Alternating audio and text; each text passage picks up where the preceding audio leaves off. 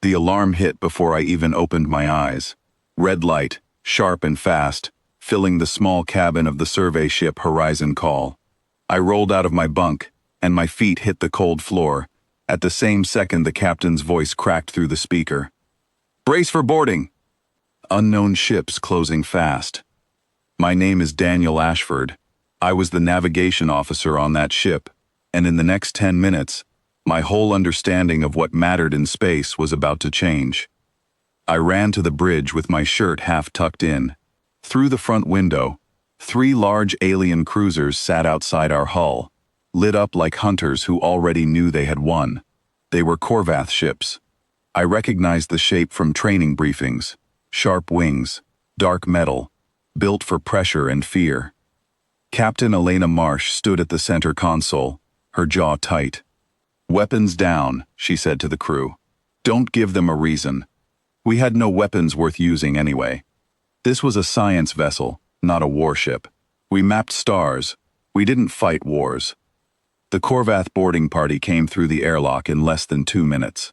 4 of them, tall, armored, moving like they had done this 100 times before. Their leader stepped forward, his voice low and metallic through a translator device clipped to his chest. "Hand over the star index," he said. "Now." I looked at Elena. She looked at me. And for 1 second, I understood something the Corvath didn't. They thought they were stealing a weapon. They had no idea what they were actually taking. Elena gave the order. "Open the vault," she said quietly. I walked to the small storage room near the engine deck, my hands steady even though my heart wasn't. Inside sat a single glowing core, the Sol Cartographic Index, humanity's complete star map system. I placed my palm on the scanner. The vault door slid open. The Corvath soldier grabbed the core like it was gold. He didn't ask questions. He didn't wait. Within minutes, their retrieval team pulled it through the airlock and back onto their ship. Their commander, a tall figure named Overwatch Voss Carroll, looked at me before he left. "You have just given the compact something no other species could ever match," he said. "Your maps built your empire. Now they will build ours." I said nothing. There was nothing to say. Arguing with a soldier holding you at gunpoint never ends well. The moment their ships jumped away, Elena turned to me, her eyes sharp. "Daniel," she said, "tell me they don't understand what they just took." I let out a breath I didn't know I was holding. "They don't," I said. "Not even close. Here is the truth about the Sol Cartographic Index, something almost no other species in known space understood, because every other species built their star maps the same simple way. You look at a star, you record its position, you write it down. It stays true for centuries, because stars don't move fast enough to matter. Humans never did it that way. Our jump drives, the ones we used to travel between stars, didn't follow fixed paths. They followed something called gravitational drift, a technology developed by a scientist named Priya Whitfield almost 40 years earlier. Space itself shifts, in small ways, constantly, because of the pull between stars, planets, and unseen mass hidden in the dark. Most of those shifts are too small for any single scan to notice. But over long distances, they add up. A route that was safe yesterday could be dangerous today. So humans didn't build a map. We built a living system. Thousands of small devices called drift beacons spread across explored space, constantly sending updates back to a central network. Every few hours, the whole system recalculated itself. The core the Corvath had just stolen wasn't a picture of the galaxy. It was a key, a device built to translate that constant flow of information into something a ship's navigation system could use. Take that key away from the network, and it doesn't go silent. That would have been too easy to notice. It keeps working, it keeps producing numbers. It just stops producing true ones.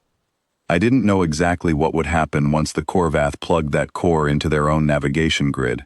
Nobody on our side knew for certain. But everyone on the Horizon Call had a guess, and over the next 2 days, we waited, watching quiet signals from compact space, hoping we were right. On the third day, we found out. It started small. A supply convoy misjumped near the edge of a moon instead of arriving safely in open space 30,000 kilometers away. Their pilots reported confusion, saying their coordinates didn't match what their sensors showed. A patrol group arrived 4 hours early to a meeting point, only to find empty space where their support fleet was supposed to already be waiting. Then it stopped being small. The Korvath border, the one they called the Varanex line, depended on automated gate stations. These stations updated their jump coordinates constantly, using the stolen index as their source of truth. Except now, the index was feeding them numbers that grew more wrong by the hour.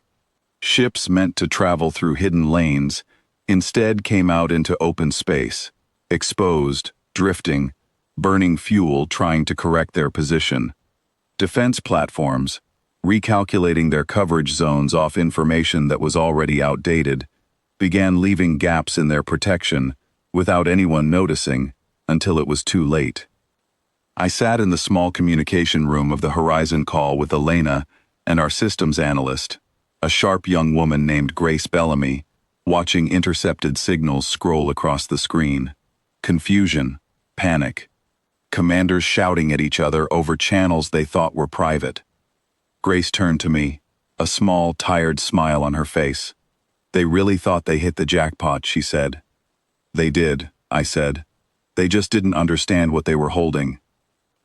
Overwatch Voss Carroll, the same commander who had taken the core from my hands, spent that entire day trying to explain to his superiors why half of his sector's navigation confidence had collapsed at once.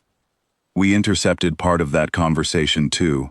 His voice, once so confident, now sounded exhausted and afraid.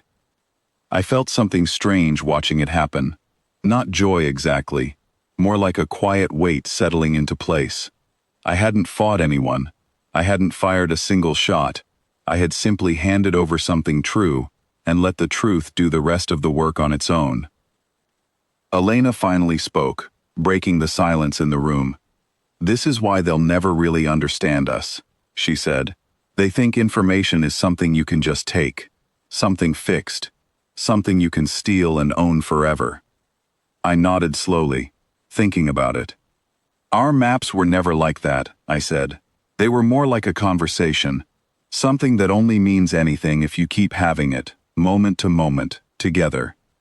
"You can't steal a conversation," Grace added quietly. "You can only steal one side of it, and then stand there wondering why nobody answers you back." 3 days after the boarding, compact forces along the Varanex line were in full disarray, convoys rerouted blindly, border stations shut down for emergency recalibration, patrol ships pulled back entirely, unsure if their own coordinates could be trusted anymore. What was supposed to be their greatest strategic victory had quietly become their greatest weakness, and they didn't even fully understand why yet.